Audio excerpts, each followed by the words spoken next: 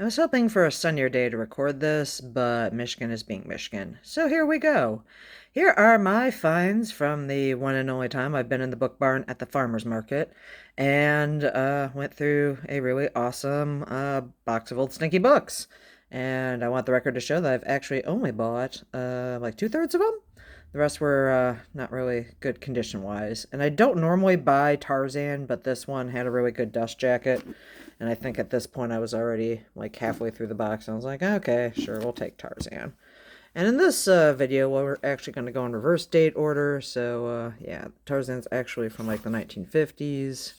It's not a particularly unique copy. And I've only got like one other Tarzan thing, which is a Filmation Carousel.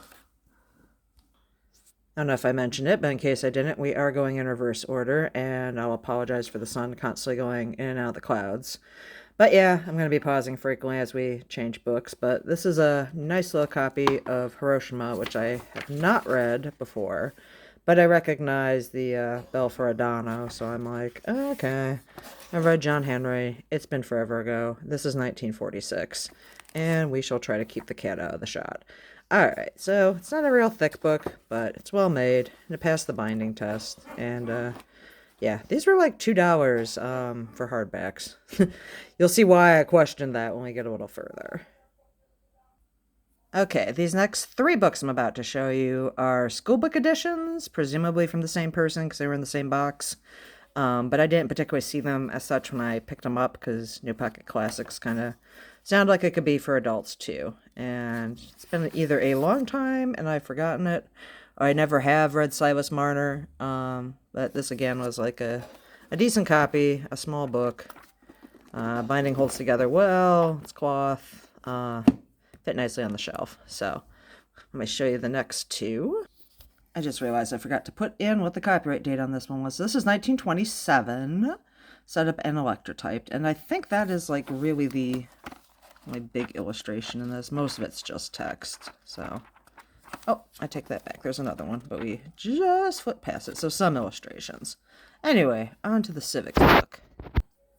So this is School Civics by Bunton, and I don't buy a lot of textbooks from this era, mainly because of the condition, because textbooks tend to be pretty well loved.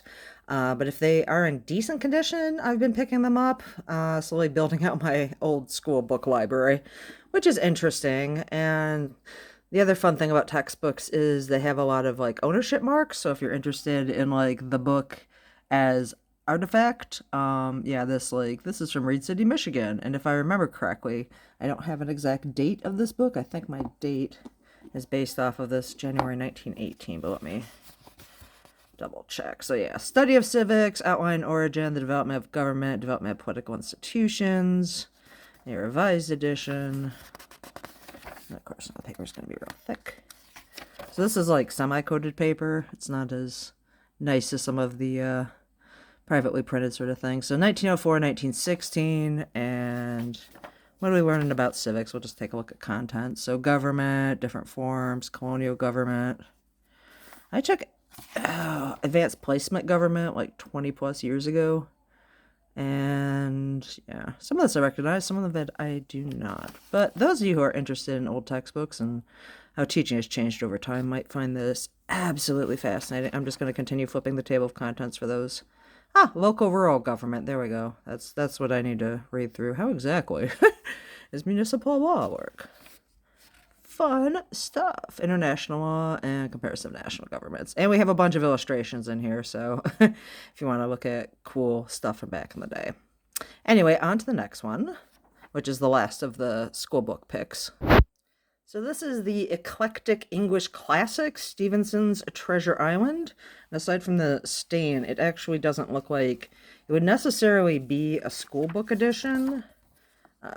Just check and see. And this is literally the only like illustration, but it's a pretty good map. And this is actually edited by Edwin Fairley, head of the Department of English, Jamaica High School in New York City. So you can actually tell this is produced for students. This is actually copyright 1913, so we're getting a little bit older. But yeah, it's a very closely printed text. Like you can tell they're not wasting paper in this one. But overall, it looks like it'd be a nice read. It's been a while since I've read Treasure Island, so I assume this is a abridged condensed version. But aside from, the obvious love, these 3 books from whomever English class / civics class this is from, they're pretty interesting. I'm glad I picked them up. On to the older stuff. Now, this beautiful green edition of Longfellow is what put me into the book barn to begin with. Simply because I saw this sitting out on their display and was like, oh, I'll take that. And then saw someone else looking at it and then was immediately like, okay, time to go in the book barn because they probably don't have anything else that follows this or is as nice as this. Ha ha ha. Anyway, Longfellow and poetry in general is a bit of a hard sell these days. So I can kind of understand why this is a hardbound. Was only $2, but it is such a nice, well-made thing. Here's Mr. Longfellow. And it's the complete works, supposedly. Complete poetical works. If my fat hand will let me turn. There we go. Thank you. Household edition with illustrations. Obviously a common book, so not super expensive in general, but it's $18.93. And yeah, I can't see this go in the bin. I just can't. So yeah. Poetical works, 3 long poems, Divine Tragedy, Golden Legend, New England Tragedies, and then Christ is a Mystery and all of his other verse, as well as his translation of Divine Comedy, which is published separately. And cat. Not right now. Okay, this isn't the one that's got the nice borders. But you can see it's all well, printed. The binding's in decent condition. And, yeah, I feel like this is worth my $2. But let's get prettier.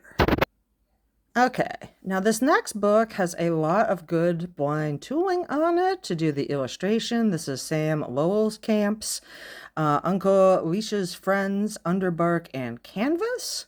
And I actually learned something with this one, and this is why I like to keep these old books. So first and foremost, look at the title page here. Yeah, you can tell if you thought those were V's, they're actually U's. And this is a 5th edition from 1899. Dedicated to the wife. But this is what I want to draw everyone's attention to. And let me see if I can get it in. There we go, a little bit better light. So the Yankee is everywhere, and everywhere he's heard his nasal drawl asking a question or answering one. But it is a sign that the manner of his speech is changing so that some readers of Uncle Leisha's shop who are unacquainted with the dialect once common in Vermont and as yet by no means uncommon in portions of the state, the meaning of some words and phrases used by the old cobbler and his neighbors has not been clear. For the benefit of such readers, it may not be amiss to explain at the outset some form of speech that are least likely to be understood by them. Julik is a shortening of just like, got down, put down, led down, saw down, the like, or got down, put down, let down, sat down, with the last letter of the first word changed to D. Loof to and lifted to are queer corruptions of love to and loved to. Calculate, sometimes calculate, is intended to plan, not to compute. When a thing is sold, it is sold. The heft of a thing is its weight and also the greater part of it, and to heft it is to try its weight by lifting. The word hold occurs in different forms in one sentence when you are bidden to take a hold and hold on. Height means height, the height of the land, the highest land in a certain section county. The term, excuse me, just want to make sure I can zoom in here. Height of the land. The term was often applied in former times to the Green Mountain Range. Creature has slight differences of pronunciation according to its application. A very poor, wretched person is a poor, miserable creature. A wild blade, a tarnal critter, a bad man, a weaky critter. A bull, when not a toro, is politely called a critter if the tits scarcely sounded. Monkstum signifies other persons besides the one or more named, as in John Doe, monkstum. To shul is to wander aimlessly. To flirp is to move in a lively and erratic manner. A heater piece is a triangular piece of land shaped like a heater or a flat iron. The square room is the best room or parlor. A linter is a lean-to, a single roof building set against a longer one. When a Yankee dumbs or darns persons or things, he is not to be understood as cursing them. The church members in good standing do so without scandal, as they mildly swear, by gosh and by gum, and swan, swallow, snun, snore, and voom. The Canadian who learns the English of the Yankee often outdoes his teacher, and the twisting of the vowels, which no doubt brought over in the Mayflower, becomes such much a characteristic of New England speech. Some words are very difficult for him to master, but he finally gets the better of most, and no longer says Jim Rubbit for India rubber or nice for noise, but stove is his shibboleth. To this day of his death he calls it stove, and the generation that follows him can speak it no otherwise. Ronald D. Robson, Ferrisburg, Vermont, January 1889. So that's the sort of stuff in these old books that I feel is totally worth preserving. And then you have, you know, a whole nice book full of story. And I don't think this one has illustrations. It's not in the greatest of condition as we get older. The spines in these are not perfect. But that little note just like made my day when I was looking at these, prepping for you. Anyway, let's look at pretty stuff. All right, this is the second oldest and second prettiest, possibly first prettiest, depending on your your standpoint of aesthetics. This is very well tooled. This is actually an inset. Maybe we can see that if I lift it up. And yes, a lot of the gilt has rubbed off and is not in super great condition, but it does have this gorgeous spine, which my good cameras hopefully would do it justice. So it's got like this landscape series of poets. Yeah, it is landscape, sorry. I had to turn my head. Scott illustrated. This headband has clearly seen better years. Ooh. I'm not going to do a demonstration of the binding test on this one because this one does have a messed up binding. Actually, it's pretty strong except for this one section which came out, which pretty much ruins it as a mint condition book. But those of you that don't study book binding and book construction, that's the other reason why a lot of us keep these older books is because you can cut them apart and look at how they did the binding so you don't have to feel nearly so bad. But this was from J.C. Shattuck of Owasso, Michigan, and... sorry, I would help if I had the title page. We have Myrtle E. Broad of also of Owasso, Michigan, May 31st, 1882. So I think that's about when this work is published, because you don't really see an actual publishing date if I remember correctly. But yep, this is Sir Walter Scott with the life, engravings on steel. It does have illustrations, and it does open with this biography. Let me see how... and then we get this, you know, nice table of contents. So, the best minstrel, Lady of the Lake. If I can keep my fingers nice and dry. So, long poem. So, yeah, if you like bards and ballads and epic poetry, Scott might be your guy. But, yeah, what I like about this one, which is what I was hoping it would come out, is the background around each plate changes. Like, obviously, they reuse them, but as you turn each page, it changes, which I personally find to be of very high interest. I also really love the engravings on this. You're not going to see this in modern books ever again. And there's a fair amount of nice, thick engravings. So, that is the Scott. So, yeah, so far we have Longfellow, Scott, and last but not least, I will show you the Wordsworth, which is the prettiest and oldest book. Okay, and the star of the show, the oldest and what I think is the prettiest book, this volume of Wordsworth. And I think this is like the second book I found in the stinky pile of books in the book barn, and I was like, you all sure you want to sell these for $2? I mean... I know we don't have like a huge calling for poetry out here in rural America, especially like the 19th century folks. But look at all this tooling and the gilt is mostly held up. And then you go on this spine, and even the top of the spine, the headband hasn't been really like pulled on all that much, which granted may just be a sign that nobody looked at it. Excelsior edition I didn't recognize. But the back has got more blind tooling, but it's not tinted, so... Anyway, this book of Wordsworth is gorgeous. And again, I know we're not like a poetry-loving society.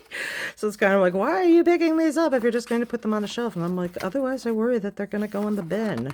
And even though I'm not like big on poetry, how can you say no to these engravings? Like, O mountain stream, the shepherd and his cot are privileged inmates of deep solitude. So yeah, this is Memoir and Notes, complete edition, illustrated, the American News Company.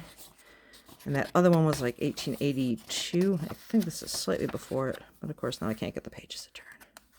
So, let me just see. I might be totally wrong. That there might not be even any date in there. But yeah, you can see from the contents there's a lot. You get yourself a lot of Wordsworth. Okay, that's right. This one is not... got an easily ascertainable date, but that's okay. I'm just flipping again just to make sure I didn't miss anything. No, that's right. Okay. Check the coda just in case. And see, this one's got gilt, the Scott, and I think a couple of the other ones do too. And even though this one isn't as pretty as that Scott, I mean, it's still really nice thick paper. Gonna hold up. Nothing like the pulp books they make today. Alright. Oh, yeah, see. Excelsior editions. And I told I would get these for Dickens, because Dickens is my favorite. But, I don't have a lot of... And this is where we got the British poet, so... Anyway. We presume it is older, but it is technically undated, so... That's the super pretty Wordsworth, and those are all my finds. Thank you, Public Library, Friends of the Public Library, for hosting the sale at the farmer's market.